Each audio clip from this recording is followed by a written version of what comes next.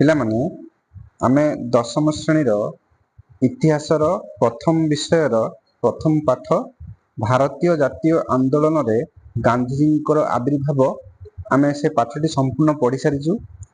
ଆଜି ମୁଁ ତୁମମାନଙ୍କ ପାଇଁ ସେହି ପ୍ରଥମ ପାଠର ଭାରତୀୟ ଜାତୀୟ ଆନ୍ଦୋଳନରେ ଗାନ୍ଧିଜୀଙ୍କର ଆବିର୍ଭାବ ବା ଗାନ୍ଧୀ ଯୁଗର ଗୋଟେ ମାଇଣ୍ଡ ମ୍ୟାପ୍ ବା କନସେପ୍ଟ ମ୍ୟାପ୍, ଆମେ ଏହାକୁ ମାଇଣ୍ଡ ମ୍ୟାପ୍ ବି କହିପାରିବା ବା କନସେପ୍ଟ ମ୍ୟାପ୍ ବି କହିପାରିବା। এই କନସେପ୍ଟ ମ୍ୟାପ୍ଟି କରିଛି, ତୁମକୁ କିଛି ବୁଝିବାର ଦରକାର ନାହିଁ, ତୁମକୁ ମୁଁ ଅଲରେଡ଼ି ବୁଝେଇ ସାରିଛି। ତେଣୁ ତୁମକୁ এই କନସେପ୍ଟ ମ୍ୟାପ୍ ଯେଉଁ ଦେଲି ବା ମାଇଣ୍ଡ ମ୍ୟାପ୍ ଦେଲି, ଏଥିରେ ବୁଝା ତ ସରିଯାଇଛି।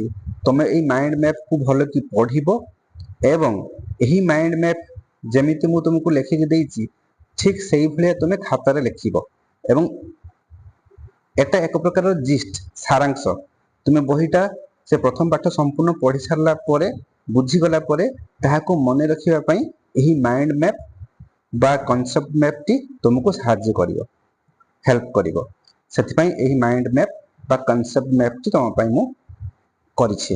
ତେଣୁ ତୁମେମାନେ ଏହି ମାଇଣ୍ଡ ମ୍ୟାପ୍ ବା କନସେପ୍ଟ ମ୍ୟାପ୍କୁ ଭଲ ଭାବରେ ଦେଖିବ, ବିଷୟଟିକୁ ଭଲ ଭାବରେ ଭିଡ଼ିଓ ଦେଖିକି ପଢ଼ିବ, ବୁଝିବ ଏବଂ ମୁଁ ଭାବୁଛି ତୁମେ ନୋଟ୍ କରିସାରିଥିବ ଏବଂ ସେଇ ନୋଟ୍ ଯେଉଁ କରିଛ ସେଇ ନୋଟ୍ ପରେ ଶେଷକୁ ଏହି ମାଇଣ୍ଡ ମ୍ୟାପ୍କୁ ଲେଖିବ।